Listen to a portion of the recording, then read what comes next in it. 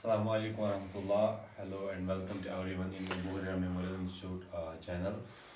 मैं निसार अहमद आपके सामने इस समय आज हम डिस्कस करेंगे कार्डियोवास्कुलर सिस्टम के बारे में, जो कि हमारा एक बॉडी सिस्टम है।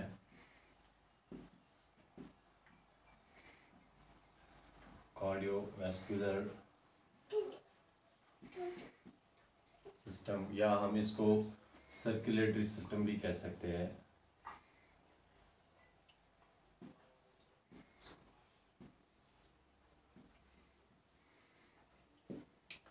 कार्डियोवास्कुलर सिस्टम और सर्कुलेटरी सिस्टम, ये सिस्टम जो है ये हमारी बॉडी का एक ऑर्गन सिस्टम है जो हमारे ब्लड को अलाउ करता है, परमिट करता है कि वो एक्ट करे एज ट्रांसपोर्ट मीडियम। वो न्यूट्रंट्स को ट्रांसपोर्ट करे, वो ऑक्सीजन को ट्रांसपोर्ट करे, वो कार्बन डाइऑक्साइड को ट्रांसपोर्ट करे, वो nutrients like amino acids like electrolytes जो है हमारी बॉडी को, हमारी बॉडी टिश्यूज़ को चाहिए होती है, उनको वो प्रोवाइड करें, उन तक पहुंचाए नोरिशमेंट के लिए, एनर्जी के लिए, ताकि वो आगे जो डिजीज़ होती है उनसे उनको फाइट करने के लिए हमारी हर एक बॉडी टिश्यू को नोरिशमेंट की ज़रूरत होती है, एनर्जी की ज़रूरत होती है। और वो जो एनर्जी है वो हमारी हर एक बॉडी टिश्यू तक पहुंचा देती है हमारा जो ये ब्लड है, और वो ब्लड जो है हमारे इस कार्डियोवास्कुलर सिस्टम में आता है। और ये जो कार्डियोवास्कुलर सिस्टम है हमारी, इसमें पहले मेनली तीन चीज़ें आती है। सबसे पहले तो आता है हार्ट, दूसरी चीज़ जो इसमें आती है ब्लड वेसल्स,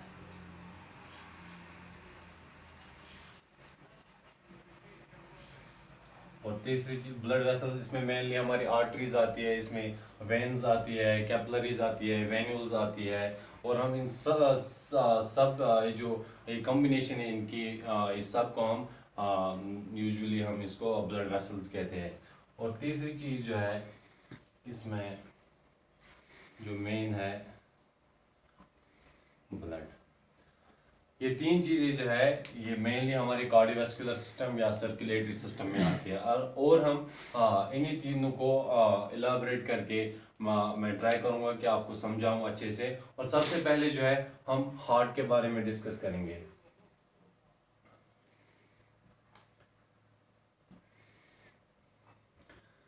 हार्ट जो है ये एक ऐसा ऑर्गन है जो मस्कुलर ऑर्गन है, जो जिसके 4 चैम्बर्स हैं, जो इस पर्पस के लिए बना है कि हमारे ब्लड को पंप करे थ्रू आउट आवर बॉडी।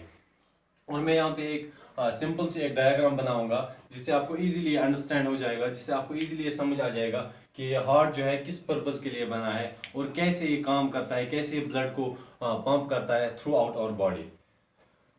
तो उसके लिए मैं आपको यहाँ पे एक डायग्राम पे समझाता हूँ, जो एक सिंपल सी डायग्राम है।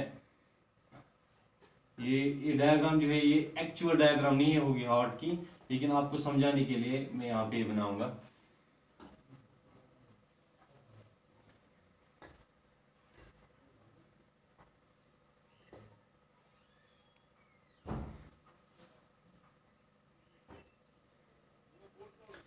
और सबसे पहले तो हम इसको लेबल करेंगे यहाँ पे।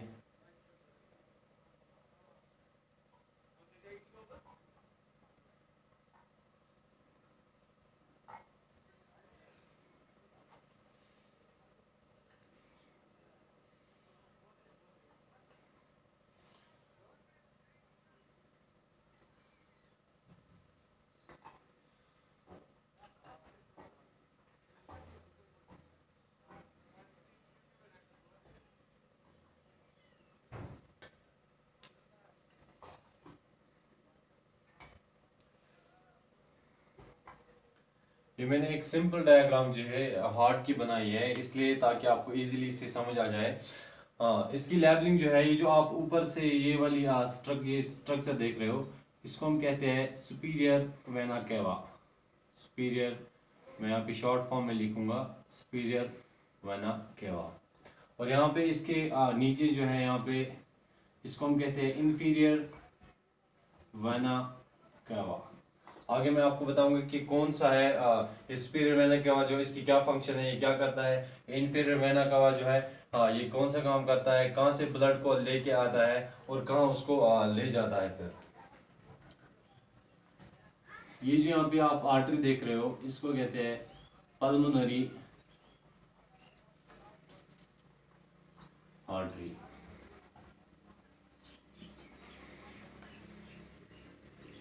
और ये जो होती है हमारी बॉडी की सबसे बिगेस्ट आर्टरी, लार्जेस्ट आर्टरी, जिसका ल्यूमेन डायमीटर मतलब सबसे ज्यादा है as compare to other arteries, इसको कहते हैं आयोटा।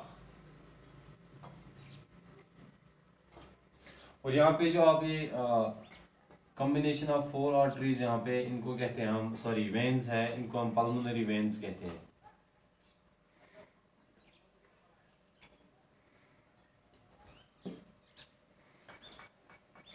हाँ, ये जो ये हुई हमारी हार्ट की जो है आउटर लेबलिंग। और इनर लेबलिंग जो इसकी है, this is right atrium, this is right ventricle, ये है लेफ्ट एट्रियम और लेफ्ट वेंट्रिकल। इनको हार्ट के चैम्बर्स कहते हैं, जिनमें ब्लड आता है, ये फिर ब्लड को आगे ले जाते हैं फिर दूसरे में।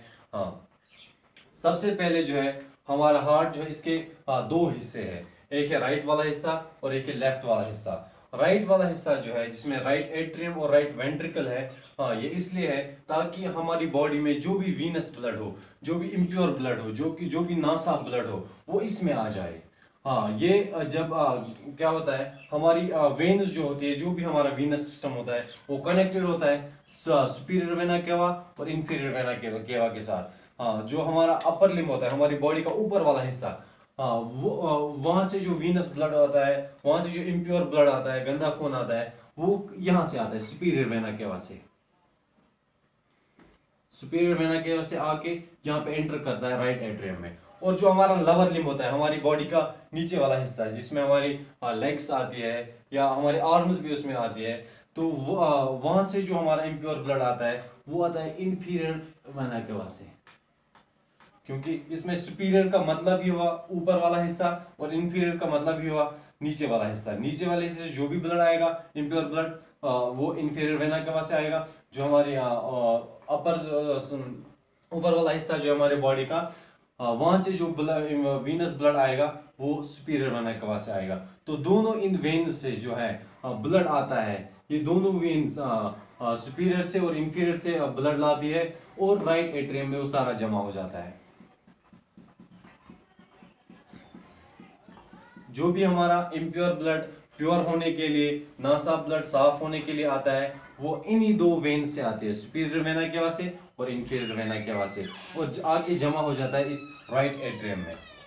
तो आगे क्या होता है, ये जो राइट एट्रियम होता है, जैसे फिलअप होता है, जैसे भर जाता है पूरा, तो यहाँ पे इसको एक वॉल्व होता है जो कनेक्ट करता है राइट एट्रियम को राइट वेंट्रिकल के साथ। इस वॉल्व को हम कहते हैं ट्राइकस्पिड वॉल्व।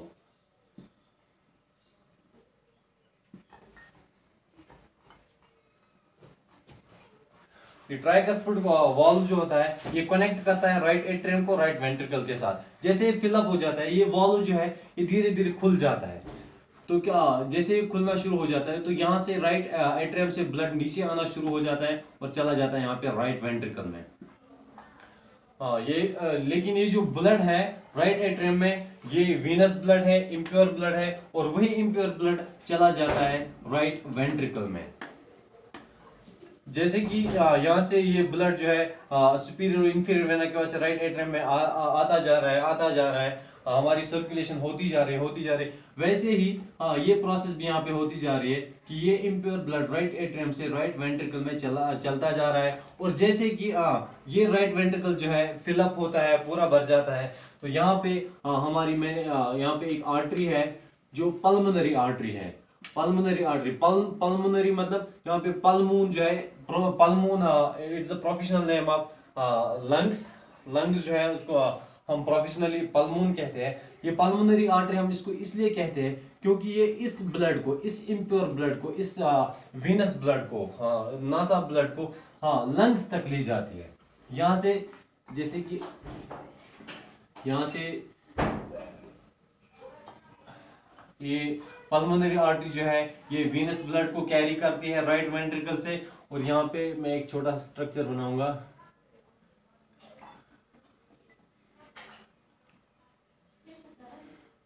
इसके आगे से दो ब्रांच है, एक राइट लंग की ओर जाती है और एक जो है लेफ्ट लंग की ओर जाती है। ये पल्मोनरी आर्टरी वीनस ब्लड को कैरी करती है। पल्मो, मैं फिर से बता रहा हूँ, पल्मोन जो है इसका नाम इसलिए पड़ा है क्योंकि ये पल्मोन जो है ये प्रोफेशनल नेम है हमारे लंग्स का। और ये पल्मोनरी आर्टरी जो है ये वीनस ब्लड को कैरी करती है और ले जाती है लंग्स तक। यहाँ से हाँ, ये वीनस ब्लड को यहाँ तक ले जाते हैं। यहाँ पे इसलिए लाते हैं ताकि यहाँ पे एक्सचेंज ऑफ गैसेस हो जाए।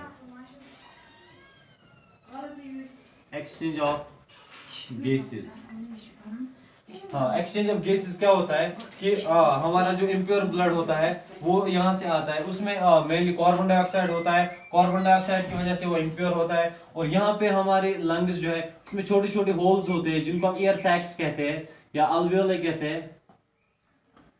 वहां पे एक्सचेंज ऑफ गैसेस होते हैं। ये यहाँ पे कार्बन डाइऑक्साइड जो है वो बाहर निकलता है और यहाँ पे इन हो जाता है इस आर्टरी में ऑक्सीजन, जिससे क्या होता है ये प्यूरिफिकेशन होती है हमारे ब्लड की। तो यहाँ से फिर आगे इसकी 4 ब्रांचेस निकलते हैं जो कनेक्ट होते हैं यहाँ पे हमारे इन वेन्स के साथ, पल्मोनरी वेन्स। पल्मोनरी वेन्स इसलिए क्योंकि मैंने अभी बताया pulmon is the professional name of our lung.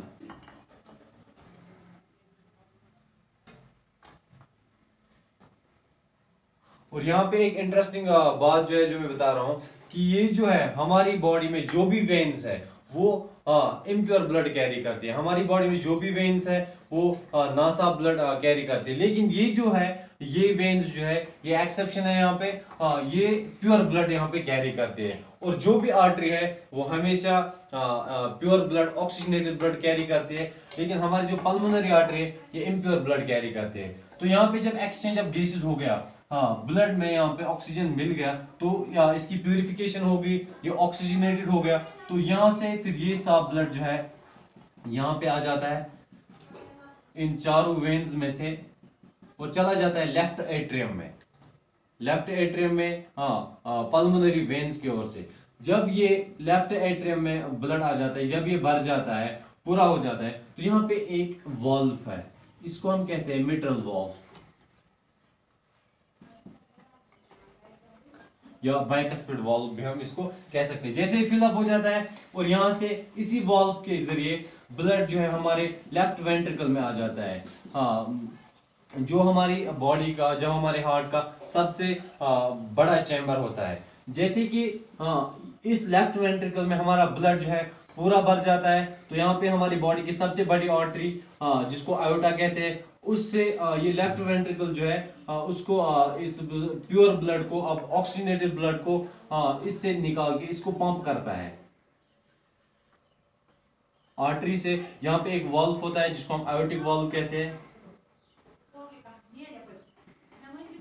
जो हेल्प करता है ब्लड को पंप करने में हमारे आयोटा से, जो हमारी मेनली सबसे बड़ी आर्टरी है। और यहाँ से जब ब्लड निकल जाता है तो फिर आगे आगे इसके ब्रांच निकलते हैं, जैसे कोरोनरी आर्टरी हो गई, और वो आगे उन ब्रांच में हमारी बॉडी की, हमारी जो पूरी बॉडी है, थ्रू आउट बॉडी है, ये ब्लड को पंप करते हैं। और आगे उसके जैसे बड़ी बड़ी जो बड़ी आर्टरी है, हर किसी आर्टरी के ब्रांचेस निकलते हैं और वो हमारे हर किसी टिश्यू तक जाते हैं, हर किसी ऑर्गन तक जाते हैं और उसको और हर एक बॉडी टिश्यू को एनर्जी प्रोवाइड करते हैं, उनको अमाइनो एसिड्स देते हैं, इलेक्ट्रोलाइट्स देते हैं एनर्जी के लिए और डिजीज के अगेंस्ट फाइट करने के लिए। और ये जो है हमारे हार्ट का जो है ये सर्कुलेशन है, ये ब्लड सर्कुलेशन है कि कैसे हमारा हार्ट जो है ब्लड को सर्कुलेट करता है थ्रू आउट बॉडी और कैसे पंप करता है ब्लड को, और ये कैसे काम करते हैं। उम्मीद है कि आप सबको समझ आ गया होगा।